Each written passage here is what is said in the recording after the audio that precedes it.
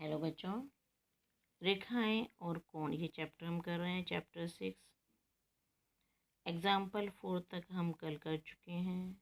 आज हम एग्जाम्पल 5 करेंगे।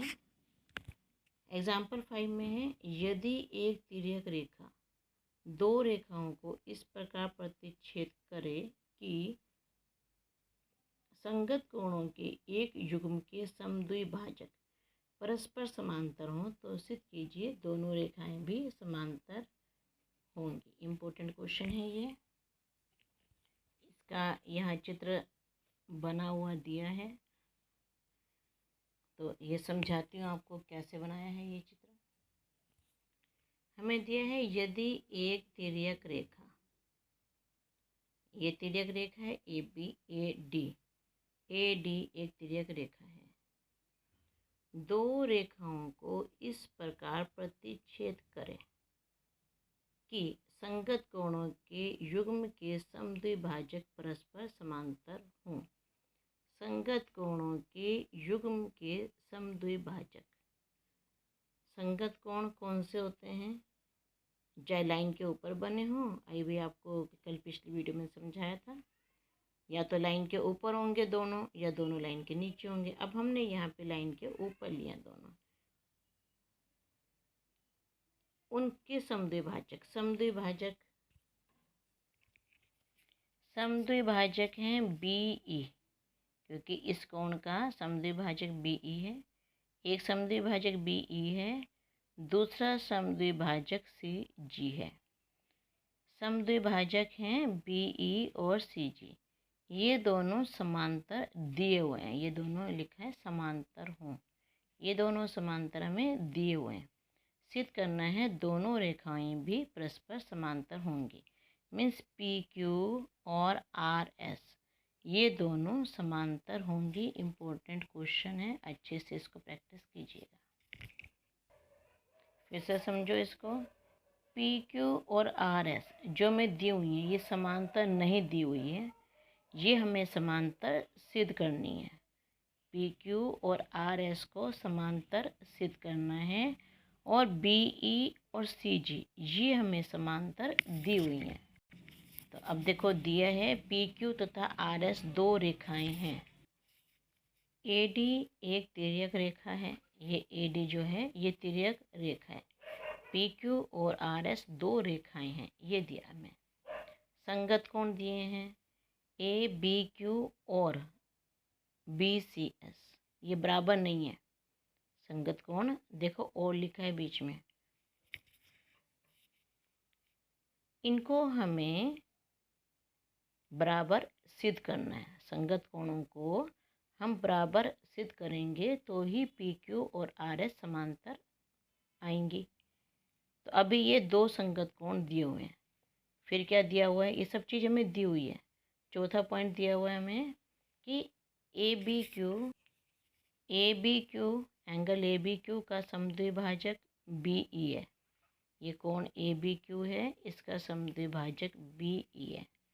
और बी सी एस ये कोण है, इसका समद्विभाजक सी जी है। ये हमें दिया हुआ है कि एंगल बी सी जी का समद्विभाजक सी जी है। बी सी एस का समद्विभाजक सी जी है ये। और हमें क्या दिया हुआ है कि बी ई और सी जी समांतर हैं।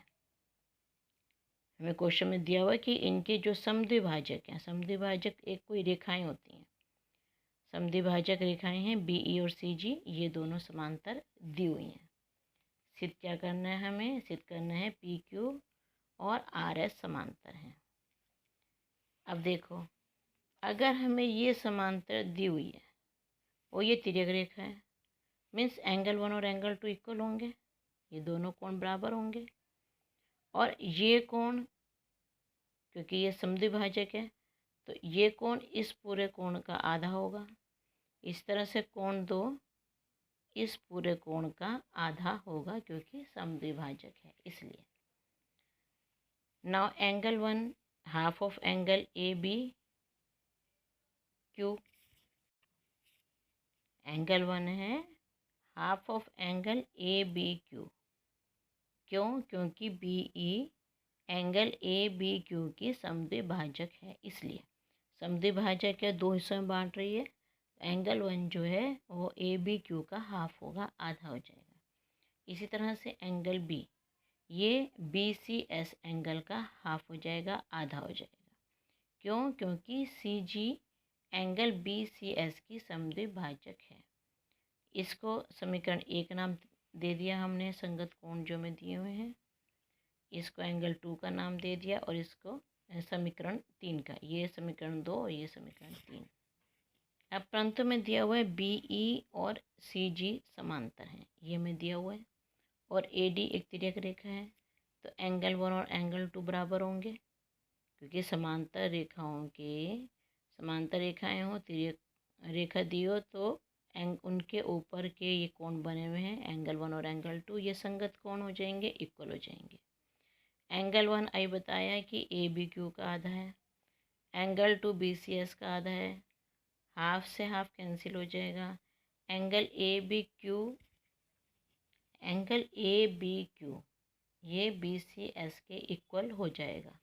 लेकिन ये दोनों कोण एंगल ए बी क्यू और एंगल बी सी एस ये दोनों इक्वल हैं, परंतु ये तिर्यक रेखा ए डी द्वारा रेखाओं पी क्यू और आर एस के साथ बनाए गए संगत कोण हैं, परंतु ये संगत कोण है। आप इसको ऐसे भी लिखते हो, परंतु ये संगत कोण है, आप इसको ऐसे भी लिख सकते हो। इसको ये तो समझा दिया तुम्हें, संगत कोण है, इसलिए पी क्यू और आर एस दोनों समांतर हो जाएंगे।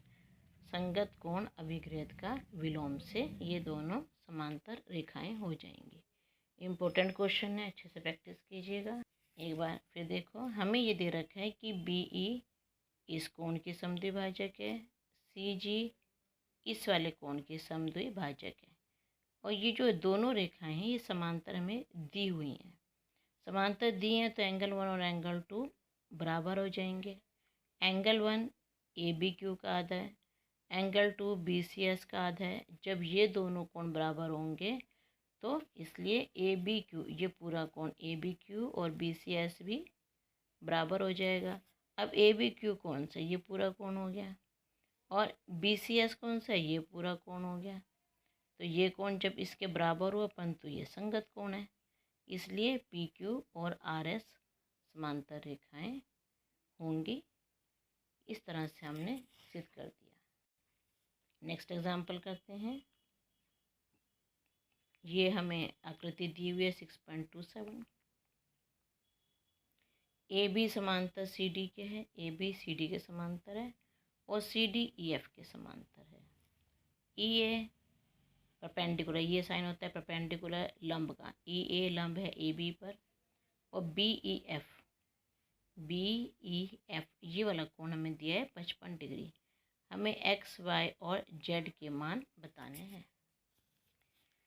दिया है हमें सी डी और ई एफ, ये रेखा इसके समांतर है, ये रेखा इसके समांतर है, और ये तिर्यक रेखा है। तो इन दोनों कोणों का योग 180 डिग्री होगा को इंटीरियर एंगल से। तो अब इसको लिखते हैं, सी डी समांतर ई एफ के है, डी ई तिर्यक रेखा है, वाई प्लस 55 डिग्री ये 180 डिग्री के इक्वल हो जाएगा को इंटीरियर एंगल्स। अगर तुमने हिंदी में लिखना है तो आप लिखोगे तिर्यक रेखा के एक और बने कोण अंतः कोणों का योग 180 डिग्री होता है। अब ये 55 को इधर ले आएंगे, 180 में से 55 गए, 125, वाई की वैल्यू आ गई 125, क्योंकि इन दोनों कोणों का योग 180 होता है। 55, 180 में से 55 गए तो वाई की वैल्यू आ गई 125। अब ए बी और सी डी समांतर दिए हुए हैं आपको, ये तिर्यक रेखा है बी डी, ये दोनों समांतर रेखाओं के ऊपर बने कोण हैं, संगत कोण हो जाएंगे। ये 125 है तो ये एक्स भी 125 होगा। अब इसको लिखने का तरीका देखते हैं। ए बी समांतर सी डी के है, बी डी तिर्यक रेखा है, एक्स और वाई बराबर हैं, संगत कोण है, एक्स भी 125 डिग्री हो जाएगा।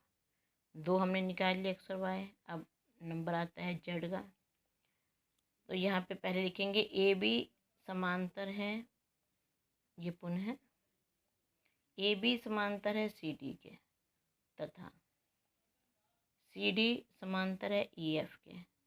ए बी सी डी के समांतर है, यहाँ से देखो ए बी सी डी के समांतर है, सी डी ई एफ के समांतर है, तो ए बी ई एफ के भी समांतर होगा। तो इम्प्लाइज ए बी समांतर ई एफ, ये होगा, ए बी ई एफ के समांतर होगा। अब now A B E F के समांतर है, बी ई तिर्यक रेखा है, यहाँ पे समझो ए बी ई एफ के समांतर है, ए ई तिर्यक रेखा है, तो इस कोण का और इस पूरे कोण का, इन दोनों का कोण होगा, योग होगा 180 degree. Angle E A B plus angle A E F is equal to 180 degree को इंटीरियर एंगल्स, ये 90 डिग्री, इसको जेड प्लस 55 कर दिया इज इक्वल टू 180, ये 145 आ गया, प्लस जेड, जेड का मान आ गया 35 डिग्री। तीनों कोण हमारे निकल आए 125, एक्स का मान 125, वाई का मान 125 और जेड का मान 35। आंसर इसको आप ऐसे लिखोगे। अब इन क्वेश्चन से, ये भी इम्पोर्टेंट क्वेश्चन है, इन क्वेश्चन की अच्छे से प्रैक्टिस कीजिएगा, और कुछ भी प्रॉब्लम है तो आप पूछ सकते हैं, कुछ ना समझ में आए कमेंट बॉक्स में पूछिए। आप समझ आए हैं तो वीडियो को लाइक कीजिए, शेयर कीजिए, और जिन्होंने सब्सक्राइब नहीं करा है, न्यू है चैनल पे, तो वो भी इसको सब्सक्राइब कीजिए। Okay, thank you.